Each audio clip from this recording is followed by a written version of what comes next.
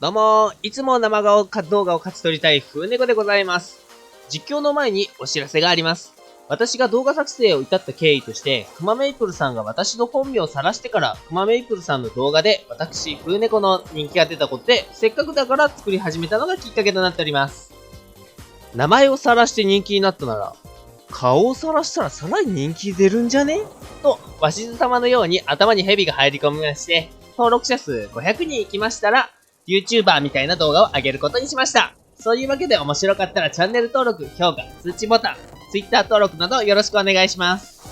てなわけで実況に移ります。今日は4人でビトゥインの絵画を眺めるところから開始です。ビトゥインの絵画はバニラと違って種類も豊富で自分で好きな絵を選ぶことができます。絵画を設置したら右クリックで絵を変更することが可能となっております。いろいろ選べますし、ランダムで選ぶことも可能となっております。絵の種類はかなり豊富で、こういう普通の絵やら、ドット絵、ワニの絵、いろいろあります。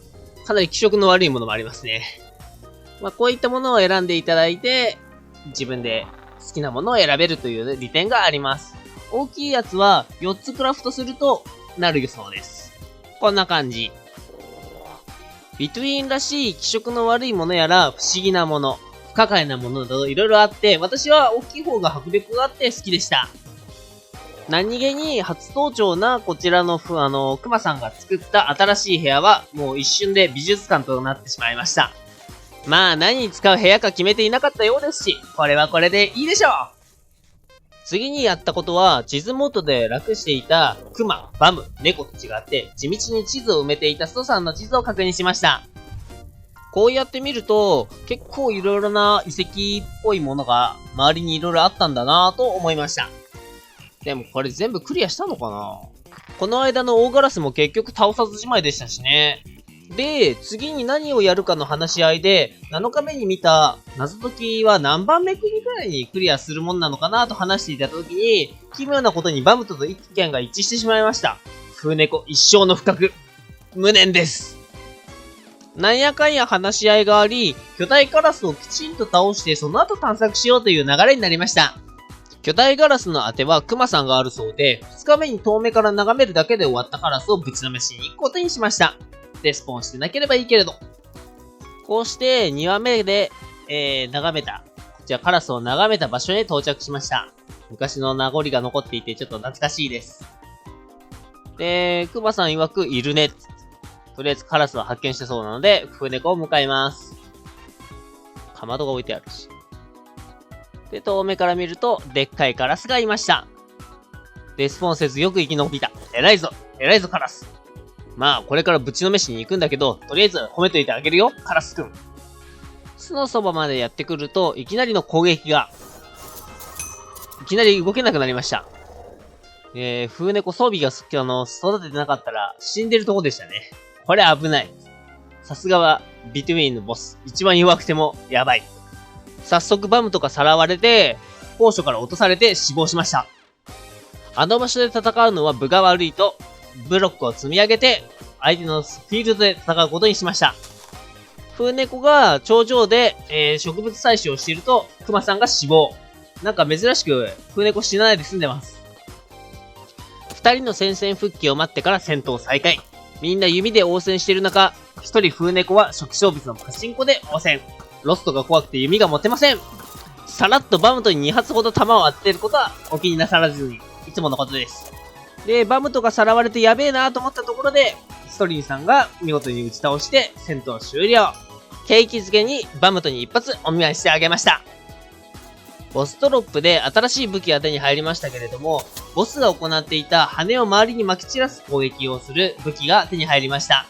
これ結構痛いし、無差別なので、マルチプレイの方にはおすすめできない武器となっておりました。こんなのバムトに与えちゃダメでしょ。あの子絶対俺ら殺しにかかってくるぜ。